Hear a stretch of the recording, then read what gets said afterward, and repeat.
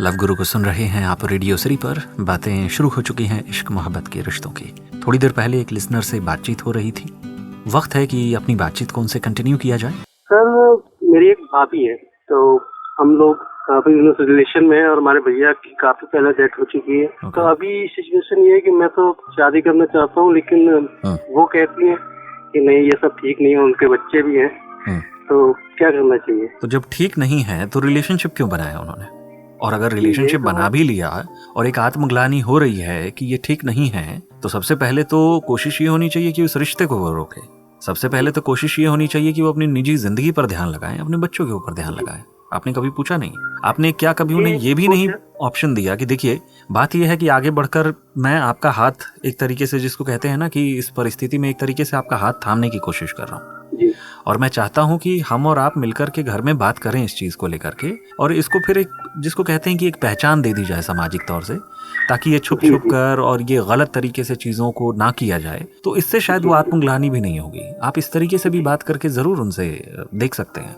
बात करते हैं सर, तो वो कहते हैं कि ऐसे ही ठीक है। और नहीं सर, ऐसे ही नहीं सर, इस चीज को तो मैं कभी आपको हाँ नहीं बोलूंगा कि जिस तरीके से चल रहा है छुप छुप कर, उस तरीके से चलते रहिए। क्योंकि सर देखो क्या है, अगर हम 2 मिनट के लिए न्यूट्रल हो जाए ना और ये सोचें, तो आपकी एक जिंदगी है, उनकी भी एक जिंदगी है। इस तरीके से अगर छुप छुप कर एक 4 दीवारी में बंद रहकर ये चीजें चलेंगी, तो ना आप अपनी जिंदगी में आगे बढ़ पाओगे, ना ही वो अपनी जिंदगी के बारे में आगे कुछ सोच पाएंगी।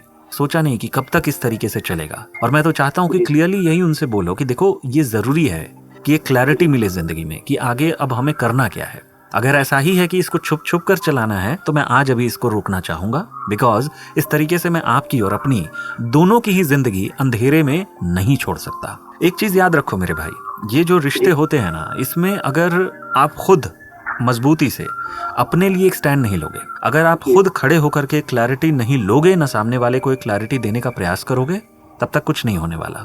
तो आपको खुद मजबूत होकर कम से कम सबसे पहले अपनी जिंदगी के लिए स्टैंड लो। वो भी आपसे किसी ना किसी तरीके से जुड़ी हुई हैं, उनका भी भला इस चीज में है कि वो भी अपने फ्यूचर के बारे में आगे सोचे। तो इसलिए जरूरी है कि आपको, जिसको कहते हैं ना कि एकदम टू द पॉइंट, सीधी और साफ बात करना। या तो आप समय लो, सोचो इसके बारे में, और समय अगर आप लेकर के सोच लेते हो, अगर जवाब मिल जाता है और जवाब इस रिश्ते के फेवर में आता है, तो फिर मैं अपने मम्मी पापा से इस बारे में बात करूंगा। और देखो सर, आप समझो, आप जिस तरीके के रिश्ते में हो, आपके पेरेंट्स की तरफ से भी हो सकता है कि बहुत रेजिस्टेंस मिले, क्योंकि वो आपकी भाभी है, रिश्ते में एक बड़ा अलग ओहदा होता है। तो हो सकता है कि थोड़ी तकलीफ हो, बट देन अगर मुमकिन करना चाहो तो उसको एक फाइट देकर आप कर सकते हो। जी, थैंक यू।